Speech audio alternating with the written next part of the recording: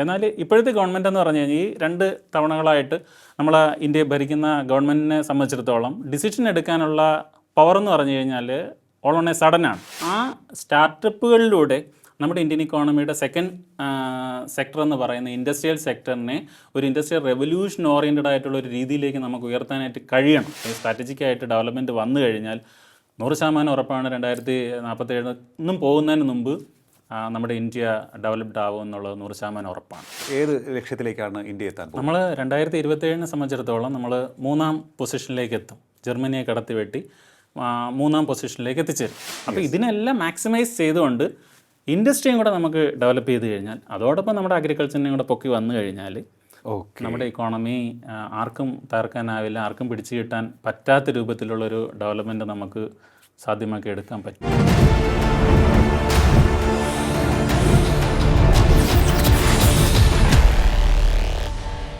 നമസ്കാരം, ടോക്കിംഗ് പോയിന്റിലേക്ക് സ്വാഗതം. ആഗോള സാമ്പത്തിക രംഗത്ത് ഇന്ത്യ മഹാരാജ്യം വലിയ കുതിപ്പാണ് നടത്തിക്കൊണ്ടിരിക്കുന്നത്. ഈ കുതിപ്പിലൂടെ നമ്മുടെ ഓരോരുത്തരുടെയും ജീവിത നിലവാരം ഉയർന്നുകൊണ്ടിരിക്കുകയാണ്. ഇവിടെയും അവസാനിക്കുന്നില്ല. അടുത്ത 2 വർഷത്തിനകം വലിയ ലക്ഷ്യവുമായി നമ്മൾ മുന്നോട്ട് പോവുകയാണ്. ജർമ്മനി എന്ന സാമ്പത്തിക ശക്തിയെ മറികടന്ന് നമ്മൾ 3ാം സ്ഥാനത്തേക്ക് എത്തുകയും ചെയ്യും 2 വർഷത്തിനുള്ളിൽ എന്നാണ് നമ്മുടെ രാജ്യത്തെ അധികാരികൾ പറയുന്നത്, പ്രതീക്ഷിക്കുന്നത്.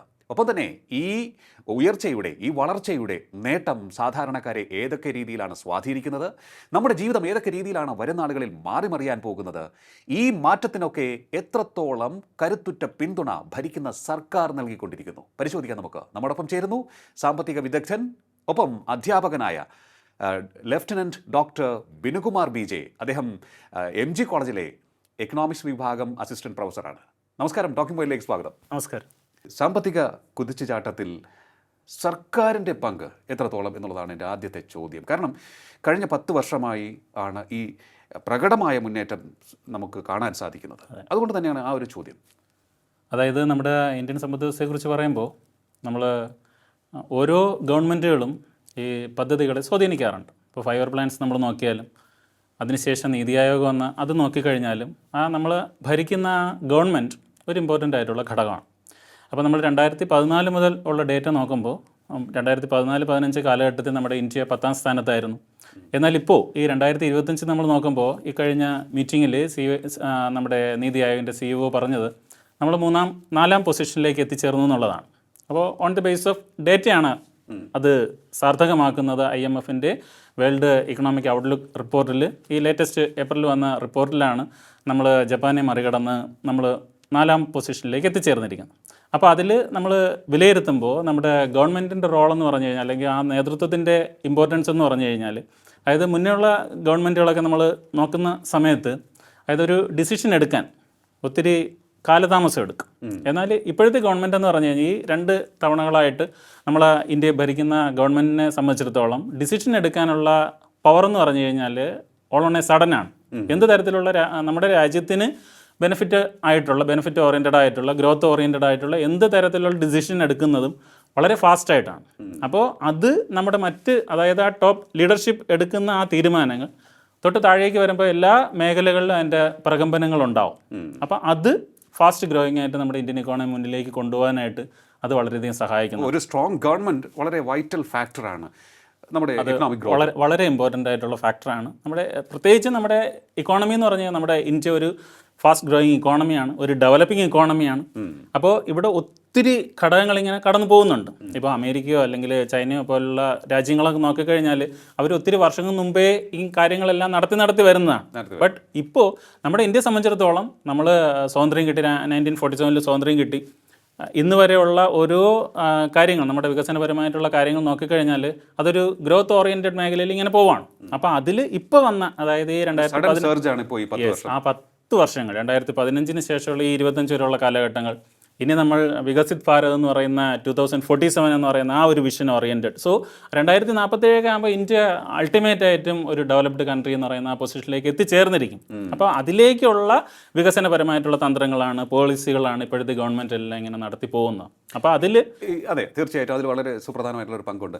എൻ്റെ ഒരു മറ്റൊരു അറിയാനുള്ള ആഗ്രഹം, സാധാരണക്കാർക്ക് നമ്മളിപ്പോൾ ഈ ലാഡറിൽ സ്റ്റെപ്പ് ബൈ സ്റ്റെപ്പായി കയറി പോവുകയാണ്. കഴിഞ്ഞ 10 വർഷം കൊണ്ട് വളരെ ശക്തമായ മുന്നേറ്റം ഉണ്ടാക്കിയിരിക്കുന്നു, 4ാം സ്ഥാനത്തുന്നു. ഇത് വാർത്തകളിലൂടെയൊക്കെ അറിയുന്ന സാധാരണക്കാർ ചോദിക്കുന്നു, നമുക്ക് എന്തൊക്കെയാണ് ഇതിൻ്റെ ഗുണം?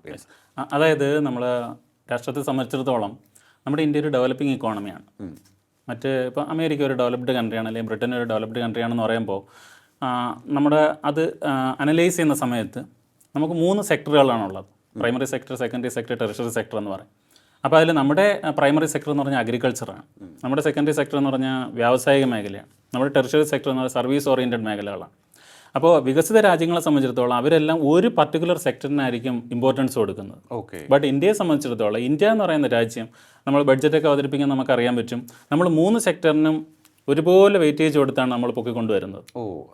അപ്പോൾ അഗ്രികൾച്ചർ മേഖലയിൽ നമുക്കറിയാം, നമ്മൾ ഇപ്പോഴും ഏകദേശം 45-50% ഇടയ്ക്ക് 47% ജനങ്ങൾ അഗ്രികൾച്ചർ മേഖലയിലാണ് ഡിപ്പെൻഡ് ചെയ്തിരിക്കുന്നത്. എന്നാൽ അതിൽ നിന്ന് നമ്മുടെ GDP-യിലേക്ക് വരുന്ന ഷെയർ വളരെ കുറവാണ്, 18% മാത്രമേ ഉള്ളൂ. അപ്പോൾ നമ്മുടെ ഈ സാധാരണക്കാർക്കും വിവിധ തരത്തിലുള്ള കാര്യങ്ങൾ ഉൾക്കൊള്ളുന്ന പോളിസി ഓറിയൻറ്റഡ് ആയിട്ടുള്ള കാര്യങ്ങളാണ് നമ്മുടെ ഗവൺമെൻറ് നടപ്പിലാക്കി പോകുന്നത്. ഇപ്പോൾ ഒരു ചെറിയൊരു എക്സാമ്പിൾ പറഞ്ഞു, ഇൻ്റർനെറ്റ് റെവല്യൂഷനുമായിട്ട് ബന്ധപ്പെട്ട് നമ്മളൊരു കാര്യം പറഞ്ഞു കഴിഞ്ഞാൽ, ഇന്ന് സാധാരണക്കാർക്ക് പോലും 5G അല്ലെങ്കിൽ 4G സംവിധാനങ്ങളെല്ലാം ആക്സസ് ഉണ്ട്. ഗ്രാമീണ മേഖലയാണെങ്കിൽ പോലും ഇപ്പോൾ ആര് കൊണ്ടുവന്നു, പ്രൈവറ്റ് സെക്ടറാണോ കൊണ്ടുവന്നതെന്നുള്ള മാറ്ററല്ല, നമ്മുടെ ഓൾ ഓവർ ഇന്ത്യ എല്ലായിടത്തും അതിൻ്റെ അലയൊലികൾ ഉണ്ടാവുന്നുണ്ട്. അതുപോലെ കൊണ്ടുവരുന്ന വിവിധ പ്രോഗ്രാമുകൾ, PM ഓറിയൻറ്റഡ് ആയിട്ട് വരുന്ന വിവിധ പ്രോഗ്രാംസ് നമ്മുടെ സാധാരണക്കാർക്ക്, എസ്പെഷ്യലി കർഷകർക്കായാലും അല്ലെങ്കിൽ മറ്റ് സാധാരണ ലൈഫ് നയിക്കുന്ന ആൾക്കാർക്കായാലും ഒക്കെ ഒത്തിരി നേട്ടങ്ങൾ ഉണ്ടാക്കാനായിട്ട് സഹായിക്കുന്നുണ്ട്. ഈ പോളിസീസ് എല്ലാം ഓൾറെഡി സഡൻ ഇപ്പോൾ ഇവിടെ മാറ്റങ്ങൾ വന്നില്ലെങ്കിൽ പോലും ഇൻ കമ്മിങ് ഇയേഴ്സ് 2027 30 ഒക്കെ ആകുമ്പോഴത്തേക്കും ഒത്തിരി മാറ്റങ്ങളിവിടെ ഉണ്ടാവും. സാധാരണക്കാർക്കുൾപ്പെടെ അവരെല്ലാം, അതായത് നമ്മുടെ ഒരു ഇക്കോണമിയുടെ ഡെവലപ്മെൻറ്റ്, അതായത് അതിൻ്റെ പരിപൂർണതയിൽ എത്തുന്നതെന്ന് പറയുന്നത് നമ്മുടെ സാധാരണക്കാർ മുതൽ മുകളിലോട്ട് എല്ലാവരെയും ഉയർത്തിക്കൊണ്ട് വരുമ്പോൾ മാത്രമേ അതൊരു സ്ഥായി ആയിട്ടുള്ള ഡെവലപ്മെൻറ്റ് വരുള്ളൂ. അപ്പോൾ അതിന് വികാസ് എന്ന് പറയുന്നത് അല്ലേ. അപ്പോൾ അത് നമുക്ക് ഓറിയൻറ്റഡ് ആക്കാനായിട്ട്, അല്ലെങ്കിൽ അതിനെ നേടിയെടുക്കാനായിട്ട് നമ്മുടെ ഈ പോളിസീസ് ഒത്തിരി സഹായിക്കും. ഇപ്പോൾ ഗവൺമെൻറ് എടുക്കുന്ന പോളിസീസ്. ഈ കഴിഞ്ഞ 10 വർഷത്തിൽ നമ്മുടെ ഇക്കോണമിയിൽ ഏറ്റവും ശക്തമായ ഗ്രോത്ത് നേടിയ മേഖലകൾ ഏതൊക്കെയാണ്? ഇപ്പോൾ നമ്മൾ സർവീസ് മേഖലയിൽ നിന്നാണ് നമുക്ക് ഏറ്റവും കൂടുതൽ വരുമാനം GDP-യിലേക്ക് വരുന്നത്. GDP എന്ന് പറഞ്ഞാൽ ഗ്രോസ് ഡൊമസ്റ്റിക് പ്രോഡക്റ്റ് ആണ്, മൊത്തം ആഭ്യന്തര ഉൽപ്പന്നം. നമ്മുടെ രാജ്യത്തിൻ്റെ ആഭ്യന്തര അതിർത്തിക്കുള്ളിൽ ഉൽപ്പാദിപ്പിക്കപ്പെടുന്ന മുഴുവൻ സാധനങ്ങളുടെയും സേവനങ്ങളുടെയും ആകെ തുക നോക്കിയിട്ടാണ് ഈ IMF പോലുള്ള ഇൻ്റർനാഷണൽ ബോഡീസ് ഇതെല്ലാം ഇവാലുവേറ്റ് ചെയ്യപ്പെടും. അപ്പം നമ്മുടെ ഇവിടെ സർവീസ് മേഖലയിൽ നിന്നാണ് നമുക്കിപ്പോൾ ഏകദേശം 55% വരുമാനം GDP-യിലേക്ക് വരുന്നത്. നമ്മുടെ വ്യാവസായിക മേഖല ആണ് അടുത്ത സ്ഥാനം, 25% അവിടെ വരുന്നത്. 18% 19% നമ്മൾ കാർഷിക മേഖലയിൽ നിന്ന് കിട്ടുന്നത്. അപ്പോൾ അതിൽ നിന്നും നമ്മൾ അറിയേണ്ടത് 50%-ലേറെ പേർ ആശ്രയിക്കുന്ന കാർഷിക മേഖലയിൽ നിന്നും ഉള്ള സംഭാവന GDP-യിലേക്കുള്ളത് 18%. അപ്പോൾ ഗ്രോത്ത് റേറ്റ് കുറവ് കാർഷിക മേഖലയ്ക്കാണ്. ഈ വെല്ലുവിളിയെ അതിജീവിക്കാനുള്ള പദ്ധതികൾ എത്രത്തോളം ശക്തമായി? ഈ വെല്ലുവിളിയെ അതിജീവിക്കാനുള്ള പദ്ധതികൾ എന്ന് പറയുമ്പോഴത്തേക്കും നമ്മുടെ കർഷകർക്ക് ഉപകാരപ്രദമായിട്ടുള്ള, അതായത് ക്രോപ്പ് ഡൈവേഴ്സിറ്റി ആയാലും, അല്ലെങ്കിൽ ഇത് ഇംപ്ലിമെൻറ്റേഷൻ ഓഫ് ടെക്നോളജി. ഇപ്പോൾ എൻ്റെ ഒരു ബുക്ക് ഇപ്പം ഇറങ്ങുന്നുണ്ട്, 6ാമത്തെ ബുക്കാണ്. അപ്പോൾ future prospects of Indian agriculture എന്നുള്ളതാണ് ആ ബുക്കിൻ്റെ ടൈറ്റിൽ. അപ്പോൾ അതിൽ കൂടുതലും കോൺസെൻട്രേറ്റ് ചെയ്യപ്പെട്ടിരിക്കുന്നതെന്ന് പറഞ്ഞാൽ നമ്മുടെ technology, how to implement the technology in the field of agriculture. അപ്പോൾ ഇപ്പോൾ ധാരാളം റിസർച്ചുകൾ നടക്കുന്നുണ്ട്, ധാരാളം ഗ്രോത്ത് ഓറിയൻറ്റഡ് ആയിട്ടുള്ള പ്രോസസ്സ് എല്ലാം നടക്കുന്നുണ്ട്. അപ്പോൾ അത് നമ്മുടെ കാർഷിക മേഖലയിലേക്കും കൂടെ കൊണ്ടുവന്നു കഴിഞ്ഞാൽ, ഇൻറ്റൻസീവായിട്ട് കൊണ്ടുവന്നു കഴിഞ്ഞാൽ നമ്മുടെ കാർഷിക മേഖലയെ മാക്സിമം. ശരിയാണ്, കാർഷിക മേഖലയിലേക്ക് സാങ്കേതിക വിദ്യയുടെ ഒരു ഇംപ്ലിമെൻറ്റേഷൻ അധികം സംഭവിക്കുന്നില്ല. ബാക്കിയുള്ള മേഖലകളിലൊക്കെ വളരെ ശക്തമായ കുതിച്ചുചാട്ടമാണ് ഉണ്ടായിരിക്കുന്നത്. അത് ഇനി ഈ സമീപഭാവിയിൽ ഉണ്ടാവുകയാണെങ്കിൽ ആ മേഖല കൂടി ശക്തമായി ഒരു പ്രോഗ്രസ്സിനെ നേരിടാൻ, അല്ലെങ്കിൽ പ്രോഗ്രസ് ആ മേഖലയിൽ കൂടി സംഭവിക്കുകയാണെന്നുണ്ടെങ്കിൽ നമുക്ക് ഈ ഗ്രോത്ത് സസ്റ്റൈനബിൾ ആയിട്ടുള്ള നമുക്കൊരു ഡെവലപ്മെൻറ്റ് അറ്റൈൻ ചെയ്യാനായിട്ട് സാധിക്കും. അത് 100% ഉറപ്പാണ്. അപ്പോൾ കർഷകർക്ക് നിരാശപ്പെടേണ്ടതില്ല. വരുന്ന നാളുകളിൽ ഇതുപോലുള്ള പോളിസീസ് ഗവൺമെൻറ്, എന്തായാലും ഗവൺമെൻറ്റിൻ്റെ ഒരു വിഷൻ എന്ന് പറഞ്ഞു കഴിഞ്ഞാൽ എല്ലാ മേഖലയും ഇൻക്ലൂസീവ് ആയിട്ടുള്ള ഒരു ഡെവലപ്മെൻറ്റാണ്, സസ്റ്റൈനബിൾ ആയിട്ടുള്ള ഡെവലപ്മെൻറ്റാണ്. അപ്പോൾ എല്ലാ മേഖലയും അവർ ഉയർത്തിക്കൊണ്ട് വരും എന്നുള്ളത് 100% ഉറപ്പാണ്. ഓക്കെ. ഇപ്പോൾ ഈ മറ്റൊന്ന് ഈ സ്റ്റാർട്ടപ്പുകളുടെ ഒരു ഒരു ഒരു ഒരു ഒരു കുതിച്ചുചാട്ടവും വളർച്ചയും ഈ കാലഘട്ടത്തിൽ നമുക്ക് ദൃശ്യമാകുന്നുണ്ട്. അത് സത്യമല്ലേ? അത് എത്രത്തോളം നമ്മെ കരുത്ത് പിടിപ്പിക്കുന്നു? അതെ, ഇപ്പോൾ മേക്ക് ഇൻ ഇന്ത്യ പ്രോഗ്രാമിലായാലും ഡിജിറ്റൽ ഇന്ത്യ പ്രോഗ്രാമിലായാലും സോ ഈ സ്റ്റാർട്ടപ്പിന് ഏറ്റവും കൂടുതൽ പ്രാധാന്യം ഇപ്പോഴത്തെ നമ്മുടെ ഗവൺമെൻറ് ഇപ്പോൾ കൊടുക്കുന്നുണ്ട്. അപ്പോൾ ഈ സ്റ്റാർട്ടപ്പുകൾ വരുമ്പോഴത്തേക്കും അത് നമ്മുടെ എൻ്റർപ്രണോറിയൽ ടാലൻസ് ആയാലും, അതായത് ആ സ്റ്റാർട്ടപ്പുകളിലൂടെ നമ്മുടെ ഇന്ത്യൻ ഇക്കോണമിയുടെ സെക്കൻഡ് സെക്ടർ എന്ന് പറയുന്ന ഇൻഡസ്ട്രിയൽ സെക്ടറിനെ ഒരു ഇൻഡസ്ട്രിയൽ റെവല്യൂഷൻ ഓറിയൻറ്റഡ് ആയിട്ടുള്ള ഒരു രീതിയിലേക്ക് നമുക്ക് ഉയർത്താനായിട്ട് കഴിയണം. പ്രോഡക്റ്റ് അപ്പോൾ ഇതുവരെ കഴിഞ്ഞിട്ടില്ല എന്നാണ്. ഇൻഡസ്ട്രിയൽ സെക്ടറിനെ ഉയർത്താനായിട്ട് നമ്മൾ ഇനിയും ശ്രമിക്കേണ്ടിയിരിക്കുന്നു. ഈ സെർജ്, അതായത് ഈ സ്റ്റാർട്ടപ്പുകളുടെ എണ്ണത്തിൽ വലിയ കുതിച്ചുചാട്ടം ഉണ്ടായി. പക്ഷേ അത് ഇക്കണോമിക് ഗ്രോത്തിൽ റിഫ്ലക്ട് ചെയ്യണമെന്നുണ്ടെങ്കിൽ ഇനിയും എന്തൊക്കെ നടക്കേണ്ടിയിരിക്കുന്നു എന്നാണ്. 100%. അതായത് ഇപ്പോൾ സ്റ്റാർട്ടപ്പുകൾ വരുന്നു. ഈ സ്റ്റാർട്ടപ്പുകൾ ഇപ്പോൾ സംഭവിച്ചുകൊണ്ടിരിക്കുന്ന ഒരു പ്രധാനപ്പെട്ട ഫാക്ടർ എന്ന് പറഞ്ഞു കഴിഞ്ഞാൽ ഈ സ്റ്റാർട്ടപ്പുകൾ വരുന്നു, അത് നല്ല കാര്യമാണെന്ന് കാണുമ്പോഴത്തേക്ക് കോർപ്പറേറ്റുകൾ വന്ന് ഇവരെ തൂക്കിക്കൊണ്ട് പോകുന്ന ഒരു സംവിധാനമാണ് നമ്മൾ അബ്സോർവ് ചെയ്ത് കൊണ്ടുപോകുന്നു. അത് ഇക്കോണമിയിലേക്ക് എത്രത്തോളം പ്രൊഡക്റ്റീവായിട്ട് ഇറങ്ങുന്നു എന്നുള്ളത്, ആ സ്റ്റാർട്ടപ്പ് നമ്മുടെ ഇക്കോണമിയിലേക്ക് എങ്ങനെ പ്രൊഡക്റ്റീവായിട്ട് ഇറങ്ങുന്നു എന്നുള്ളത് ഒരു ചെറിയൊരു സംശയത്തിൻ്റെ നിഴലിലാണ്. അപ്പോൾ ഈ സ്റ്റാർട്ടപ്പുകളെ പ്രോത്സാഹിപ്പിച്ചുകൊണ്ട് ഗവൺമെൻറ് ഇനിഷ്യേറ്റീവ് വന്നുകൊണ്ട് അതിനെ ഇൻഡസ്ട്രി ലിങ്ക് ചെയ്തുകൊണ്ട് ഇൻഡസ്ട്രിയൽ റെവല്യൂഷൻ ഓറിയൻറ്റഡ് ആയിട്ടുള്ള ഒരു കരുത്ത് വന്നു കഴിഞ്ഞാൽ, അല്ലെങ്കിൽ പോളിസീസ് വന്നു കഴിഞ്ഞാൽ, അല്ലെങ്കിൽ സ്ട്രാറ്റജിക്കായിട്ട് ഡെവലപ്മെൻറ്റ് വന്നു കഴിഞ്ഞാൽ 100% ഉറപ്പാണ് 2047 പോകുന്നതിന് മുമ്പ് നമ്മുടെ ഇന്ത്യ ഡെവലപ്ഡ് ആവും എന്നുള്ളത് 100% ഉറപ്പാണ്. ഓക്കെ. അപ്പോൾ നമ്മൾ ഈ സ്റ്റാർട്ടപ്പുകളിലേക്ക് പോകുന്നവർ ശ്രദ്ധിക്കേണ്ടത്, നിങ്ങളുടെ ഐഡിയാസ്, അത് നിങ്ങൾ തന്നെ ജന്മം നൽകിയ ഐഡിയാസാണ്. അതിൻ്റെ പൂർണ്ണതയിൽ എത്തുന്നവരെ നിങ്ങൾ തന്നെ അതിനെ സൂക്ഷിക്കുക, നിങ്ങൾ വളർത്തിയെടുക്കുക. അത് രാഷ്ട്രത്തിന് വേണ്ടിയിട്ട് വിനിയോഗിക്കണം, നമ്മുടെ ജനങ്ങൾക്ക് വേണ്ടി, സാധാരണ ആൾക്കാർക്ക് ആ സ്റ്റാർട്ടപ്പിലൂടെ എങ്ങനെ എംപ്ലോയ്മെൻറ്റ് ഓപ്പർച്യൂണിറ്റീസ് ക്രിയേറ്റ് ചെയ്യാൻ പറ്റും. അപ്പോൾ നമ്മൾ എപ്പോഴും ഒരു പ്രോഗ്രാം വരുമ്പോഴത്തേക്കും, അല്ലെങ്കിൽ ഒരു പ്രോസസ്സ് വരുമ്പോഴത്തേക്കും അത് നമ്മുടെ ഇക്കോണമിയിൽ എത്രത്തോളം എംപ്ലോയ്മെൻറ്റ് ജനറേറ്റ് ചെയ്യപ്പെടും. ഇപ്പോൾ ഇൻഡസ്ട്രിയൽ മേഖല എടുത്തു കഴിഞ്ഞാൽ ആ ഇൻഡസ്ട്രിയൽ മേഖലയൊക്കെ കൊണ്ടുവന്നു കഴിഞ്ഞാൽ ധാരാളം എംപ്ലോയ്മെൻറ്റ് ഓപ്പർച്യൂണിറ്റീസ് നമുക്ക് പ്രൊവൈഡ് ചെയ്യാൻ പറ്റും. ഈ എംപ്ലോയ്മെൻറ്റ് ഓപ്പർച്യൂണിറ്റീസ് പ്രൊവൈഡ് ചെയ്യുന്നതിലൂടെ ജനങ്ങൾക്ക് തൊഴിൽ കിട്ടുന്നതിലൂടെ അവർ വരുമാനം വർദ്ധിക്കുന്നു. അവരുടെ ഓരോരുത്തരുടെയും വരുമാനം വർദ്ധിക്കുമ്പോഴത്തേക്ക് അവരുടെ പർച്ചേസിംഗ് പവർ കൂടുന്നു, സാധനങ്ങൾ വാങ്ങുന്നതിൻ്റെ കപ്പാസിറ്റി കൂടുന്നു. അത് ഓരോ കുടുംബങ്ങളുടെയും സ്റ്റാൻഡേർഡ് ലിവിങ് ഉയരുന്നു. കുടുംബങ്ങളുടെ സ്റ്റാൻഡേർഡ് ലിവിങ് ഉയരുന്നത് സമൂഹത്തിൻ്റെ സ്റ്റാൻഡേർഡ് ഉയരുന്നു. അത് സ്റ്റേറ്റ് ഡൊമസ്റ്റിക് പ്രോഡക്റ്റ്, നമ്മുടെ സംസ്ഥാനത്തിൻ്റെ ഡൊമസ്റ്റിക് പ്രോഡക്റ്റ് ഇൻക്രീസ് ചെയ്യും. അത് അൾട്ടിമേറ്റായിട്ട് നമ്മുടെ രാഷ്ട്രത്തിൻ്റെ ഡെവലപ്മെൻറ്റിലേക്ക്, GDPയുടെ ഉയർച്ചയിലേക്ക് പോകും. സോ ഇതിൻ്റെ എല്ലാം ബേസ് ഫാക്ടർ എന്ന് പറഞ്ഞാൽ നമ്മുടെ ഇക്കോണമിയിലെ എംപ്ലോയ്മെൻറ്റ് ജനറേറ്റ് ചെയ്യുന്നതാണ്. സാധാരണക്കാരുൾപ്പെടെയുള്ള ആൾക്കാരുടെ എംപ്ലോയ്മെൻറ്റ് ജനറേറ്റ് ചെയ്യപ്പെടണം. അപ്പോൾ അതിന് വേണ്ടിയുള്ള പ്രോഗ്രാമുകൾ ഇൻഡസ്ട്രി ഓറിയൻറ്റഡ് ആയിട്ട് കൂടെ നമ്മൾ ശ്രദ്ധിച്ചു കഴിഞ്ഞാൽ, ഇന്ത്യൻ ഇക്കോണമിയിൽ ശ്രദ്ധിച്ചു കഴിഞ്ഞാൽ, ഇന്ത്യൻ സമ്പദ് വ്യവസ്ഥയിൽ വന്നു കഴിഞ്ഞാൽ നമുക്കൊന്നും തിരിഞ്ഞു നോക്കേണ്ട കാര്യമില്ല, നമ്മുടെ ഭാവി സുനിശ്ചിതമായിരിക്കും. ഈ 2027 നമ്മൾ എന്താണ് അറ്റൈൻ ചെയ്യാൻ പോകുന്നത്? ഏത് ലക്ഷ്യത്തിലേക്കാണ് ഇന്ത്യ എത്താൻ പോകുന്നത്? നമ്മൾ 2027 സംബന്ധിച്ചിടത്തോളം നമ്മൾ 3ാം പൊസിഷനിലേക്ക് എത്തും. ജർമ്മനിയെ കടത്തിവെട്ടി 3ാം പൊസിഷനിലേക്ക് എത്തിച്ചേരും. അപ്പോൾ ഇപ്പോൾ സംഭവിച്ചുകൊണ്ടിരിക്കുന്ന ഈ ടെക്നോളജി മേഖലകൾ, സയൻസ് ആൻഡ് ടെക്നോളജിയുടെ ഡെവലപ്മെൻറ്റ്, ഇപ്പോൾ തന്നെ നമ്മുടെ ഓപ്പറേഷൻ സിന്ദൂർ വന്നപ്പോഴത്തേക്ക് ടെക്നോളജി ഇന്ത്യ എത്രത്തോളം ഫാസ്റ്റാണെന്നും നമുക്ക് എത്രത്തോളം കാര്യങ്ങളാണ് ഇവിടെ ഉയർത്തി കാണിക്കാൻ പറ്റിയെന്നുള്ളത് 2 ദിവസം കൊണ്ട് നമ്മളെല്ലാം കണ്ടതാണ്. അപ്പോൾ ആ രൂപത്തിൽ സയൻസ് ആൻഡ് ടെക്നോളജിയുടെ ഡെവലപ്മെൻറ്റ്, നമ്മുടെ APJ അബ്ദുൽ കലാം സാറ് ഏതൊരു പൊതുവേദി കയറി കഴിഞ്ഞാലും അന്ന് പറയുമായിരുന്നു 2020 ഇന്ത്യ ഒരു ഡെവലപ്ഡ് ഇക്കോണമിയായി മാറും with the development of science and ടെക്നോളജിയാണ്. അപ്പോൾ ഈ സയൻസ് ആൻഡ് ടെക്നോളജി പ്ലസ് നമ്മുടെ ഈ ഇൻഡസ്ട്രിയൽ ഡെവലപ്മെൻറ്റ് ഇങ്ങനെ വരുന്ന, അപ്പോൾ അത് ഒരു സർവീസ് ഓറിയൻറ്റഡ് മേഖലയാണ് സയൻസ് ആൻഡ് ടെക്നോളജി. അതെ, സയൻസ് ആൻഡ് ടെക്നോളജി നമ്മുടെ ബഹിരാകാശ ഗവേഷണ രംഗത്ത് പോലും മറ്റു രാജ്യങ്ങൾക്ക് നമ്മൾ സർവീസ് കൊടുക്കുന്നുണ്ട്. യെസ്, അന്ന് വിദേശ രാജ്യങ്ങളോട് നമ്മൾ ചോദിക്കുമായിരുന്നു നമ്മൾ ഇന്ന സാധനം കൂടെ അങ്ങോട്ട് കൊണ്ടുപോകുമോ. ഇപ്പോൾ തിരിച്ചാണ്.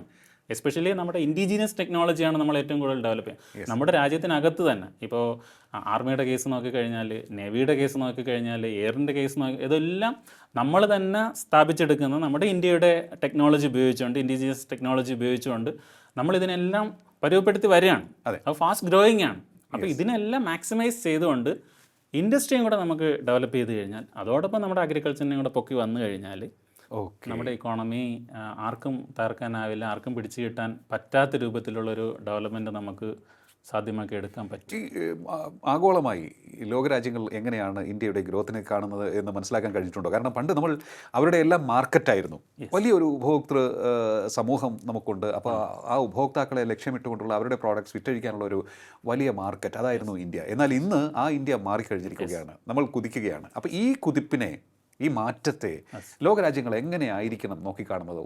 അത് എപ്പോഴും നമ്മളൊരു കാര്യം എന്ന് വെച്ച് കഴിഞ്ഞാൽ ഈ കൺസ്യൂമറിസം ഇത് ഹയറായിട്ട് നിൽക്കുന്ന സമയത്ത് ഇമ്പോർട്ടാണ് കൂടുന്നത്. അതായത് വിദേശ രാജ്യങ്ങളുടെ പ്രോഡക്റ്റുകളാണ് നമ്മുടെ രാജ്യത്തേക്ക് വരുന്നത്.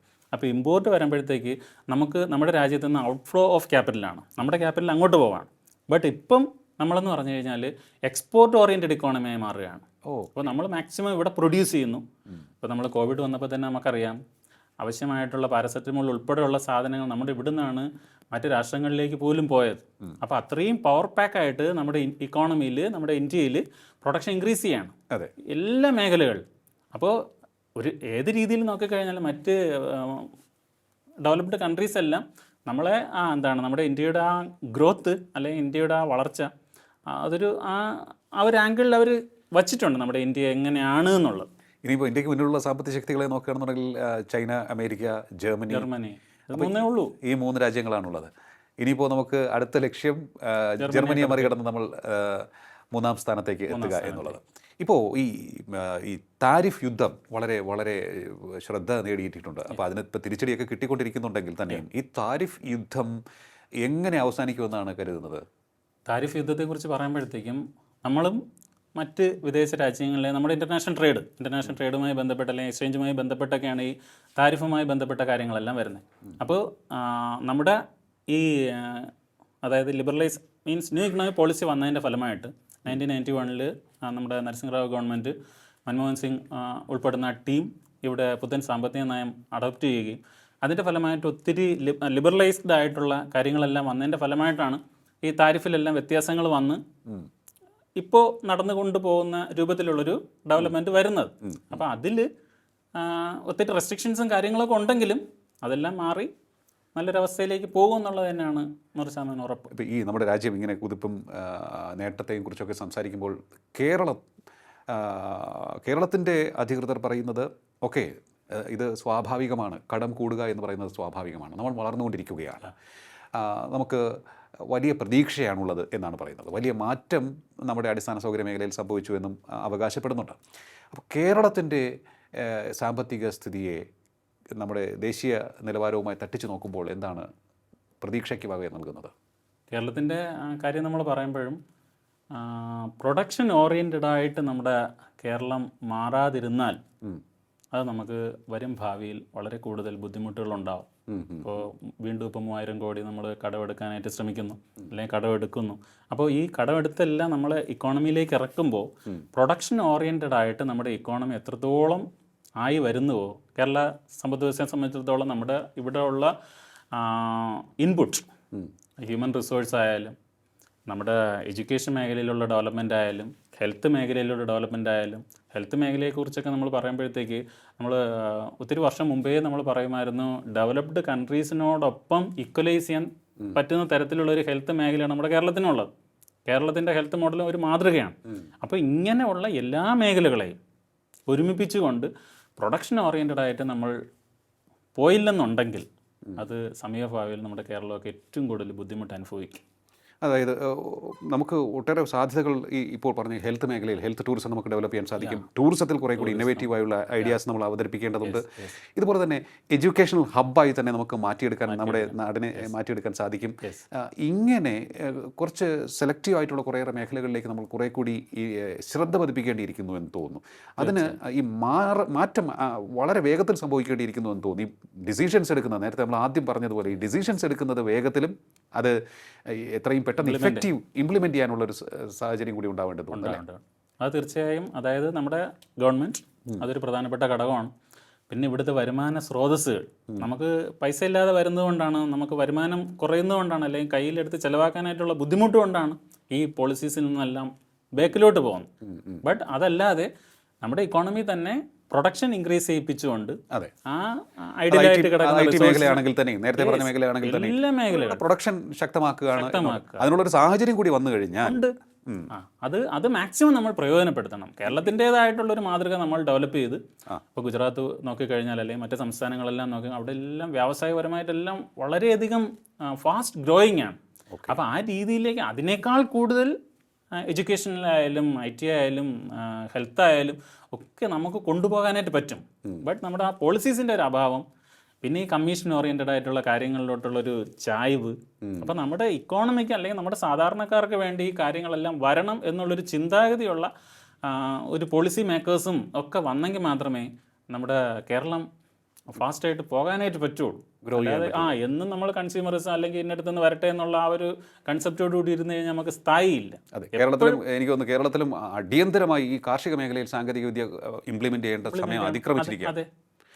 യെസ്, തീർച്ചയായിട്ടും നമുക്ക് അതുകൊണ്ട് തന്നെ വളരെ പ്രതീക്ഷയോടുകൂടി നമുക്ക് നോക്കാം. കേരളവും ഈ ഒരു ഗ്രോത്തിൻ്റെ ആ ഒരു ഗ്രാഫിനൊപ്പം പിടിച്ചു നിൽക്കാൻ സാധിക്കട്ടെ നമ്മുടെ നാടും.